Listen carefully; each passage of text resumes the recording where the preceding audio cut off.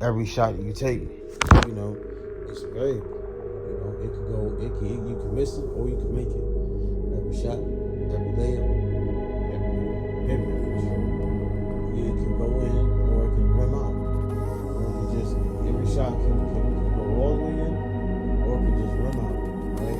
It can rim out, you can airball, any of these things can happen, and it can just happen just because at the end of the day. You can just airball and just be like, just because you just airball. You got a perfect shot, perfect release, everything, but you just end up airball. That's just something that can happen. Very likely happen to Steph Curry all the time, happen to anybody all the time, right? Happen to anybody all the time, right? You think you got it, but for some reason you shot it pitch perfectly and it just didn't turn out the way that you got it at all, right? And that's not because you're a loser. That's because it just happened that way. Steph Curry did it happen a bunch of times just like that. It's all variables, it's all something you can change just like that. At the end of the day, it's all something you can change. You could have made the shot, could have missed it. It just turns out it happened like that at that moment. You was off balance a little bit or something like that happened, or you may have thought you was on balance. Anything could have just been out of place, or everything could have been in place, and you just happened to airball or double rim, and it just seemed and you just missed, right? Layups. You can have wide open layups. Maybe not wide open layups, but layups that you would think would go in, but they just don't go in. You may have to shoot, get them foul line, shoot 2 shots.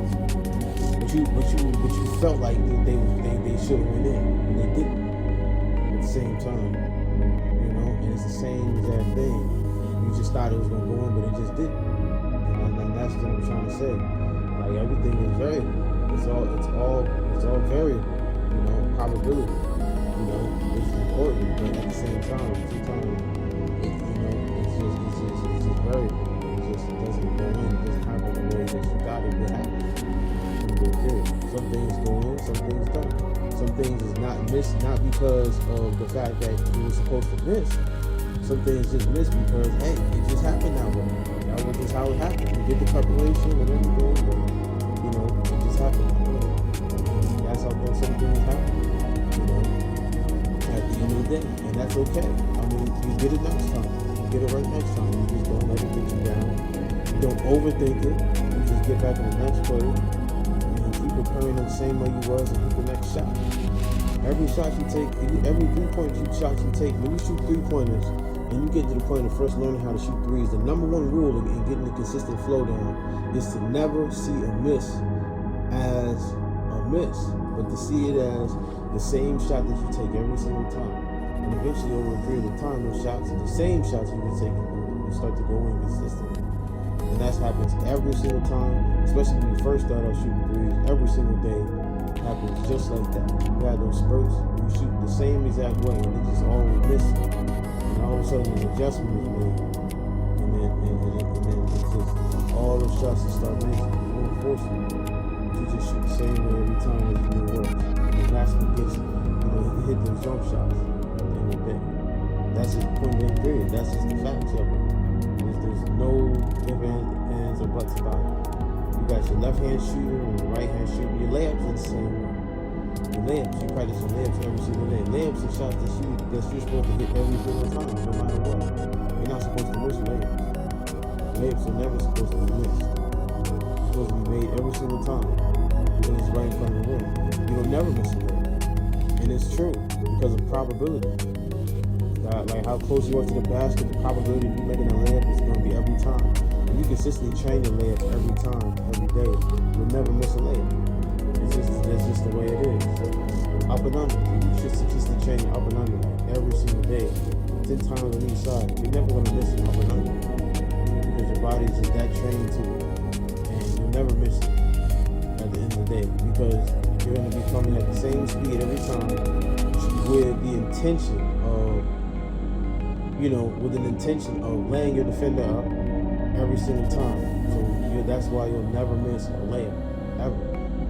Because it comes with an intention of, I'm going to score this bucket, and whoever's in this room, I got proud of it, and it's a different type of intention behind it. Important, intention behind it. So you'll never miss a layup.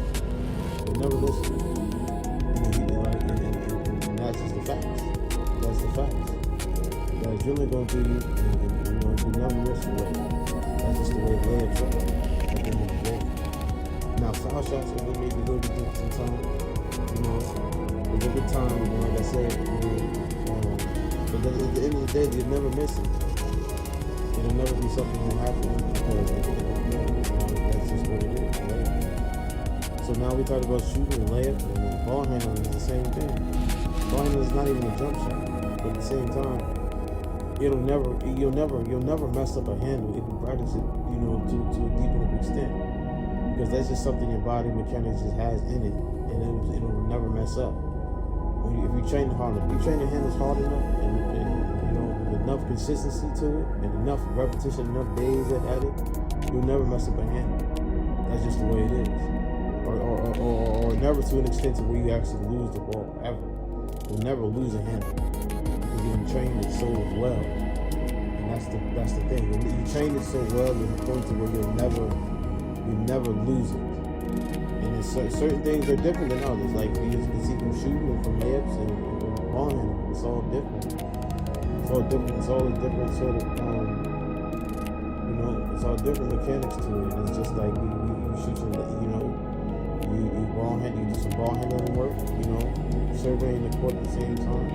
You'll never lose that handle ever if you train it hard enough.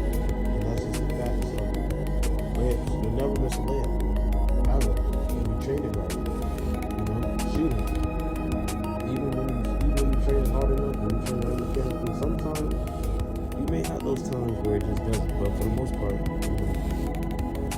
and that's just the facts. That's just the facts of it.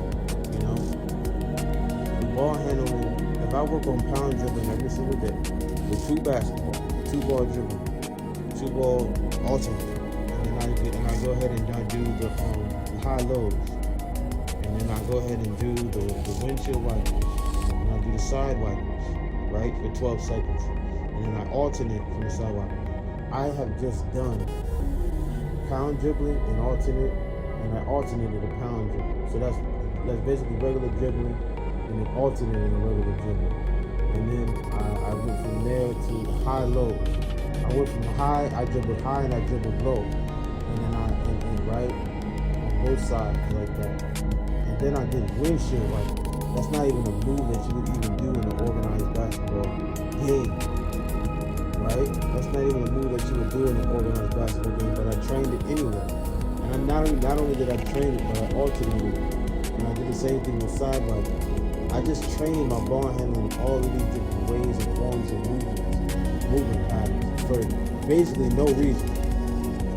Not no reason, but it's just like, that's not even moves I'm going to use, but I trained them. It's just like, from there, I go from between cross. Or pound cross. Then we go cross, pound between. Then we go pound behind the back. And I'm training all these different ways, right? Now, I don't stop there. If I stop there, okay, maybe there will be times I could lose the ball, every day. After training that just every day. There may be times where I just lose the ball. But if I come back from training that way, and then I put a different spin on it, and I work on combinations, and I work my combinations the same way, consistently every single day. 3 different combinations: cross between, cross between, cross behind, cross between behind, cross between behind. And I work on this combination right here, and I'm working on the other combination: cross between behind, cross cross between behind, cross between behind, cross between behind, cross between behind. I work on this combination right here. Okay, so boom, that's another one. So I work on cross between behind, cross between behind, cross between behind. And I work on this combination right here. Now that I work on this combination and the other combinations, now I have my 5 different combinations. If I consistently go with these combinations right here, down the back, there will become a point where I am not going to lose that handle. And then if I, let alone turn around and do a 7 dribble combinations after that. And with a cross between, behind, cross between, behind, cross between, behind, and cross between, behind, cross. No, cross between, behind, between. Cross between, behind, between. Cross between, behind, between. And if I go that way with it, now I have just mastered freaking like 5 different dribble combinations. Or my bad, like 8 different dribble combinations. I just mastered about like 8 different dribble combinations that I'm now using that have the similar or same combinations within them that I'm just doing over and over again to a point to where there's no way that I'm going to lose that ball handling. So what's the difference between ball handling skills to a degree to where I'm doing the ball handling skills from a crossover point or ball handling or dribbling point to where I'm doing it to a layup package, and when I'm doing it to my shooting drills? What's the biggest difference between all 3 of these different sorts of things? The biggest difference between shooting and between layup package and between dribbling is the fact that with the dribbling drills, I'm doing that much more, and I'm overlapping that many more times with the same mechanics, with the same functions, with the same movements and the same patterns over and over again, to a point to where it's going to be like, okay, there's no way that I'm going to miss, or there's no way that I'm going to let this ball dribble mess up, even when I'm not looking, I'm looking, if I'm paying attention or to not, because I have had all these different movements that my body has ran this thing through, to the point to where it's that set in stone, and that's that set in stone, but it's overlapped this many different ways to make it to where it can perform the function that is intended every single time without any sort of problems, any sort of resistance, any sort of problems, any sort of mess, thing that's getting away with it. And that is the powerful thing to understand in terms of the difference between dribbling drills, layup drills, and shooting drills. That's the number 1 difference between each and the 3, right? That's the number 1 difference between the 3. Layup drills are just that easy, and layups are just that it has probability going for it. That's about all it has going for it. What I can think of right now, and the fact that with shooting drills, a lot of shooting drills overlap layup drills. You can shoot the ball really well, you can lay the ball up as well because of the eye gauging and the amount of training that's going on into distancing, engaging, and depth perception, and all that other type of stuff that should be in the layup as well. So that right there goes hand in hand, shooting and layups at the same time. That we talk about. And at the end of the day, that's another reason why layups can be very easy at the same time. But now, when you talk about dribbling has all these different things going for it, which is why dribbling drills are so powerful.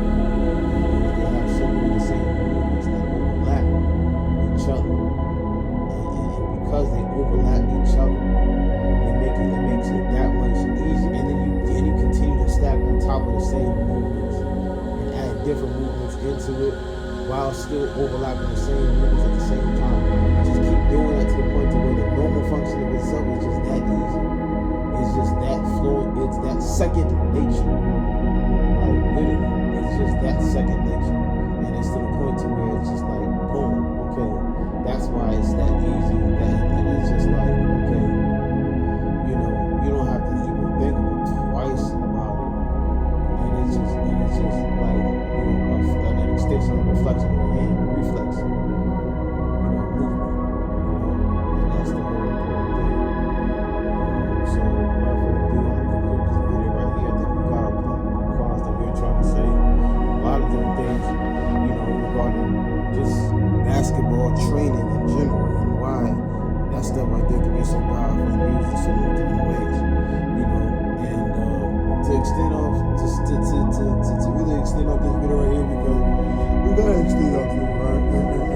And so we can mind it in present time, present moment things, you know, because that's what we do, you know. It's looking at this whole thing and saying, like, you know, listen, bro, like, when you really look at it, like, you know, many of the things that we do in day-to-day life can be things that we overlap or train. If you even do decide to train, many things that you train, as a matter of fact, I'll say, not even like, are things that can overlap. You know what I'm saying? They can overlap other certain things, and it just becomes that much easier. But I'm not even gonna speak too much more on that. I'm not even gonna do that. Like, you know, I'm gonna just let it just be what it's gonna be. I ain't gonna speak too much on it or more. So, you know, without further ado, that's the end of this video right here. Peace, love, and we out this joint.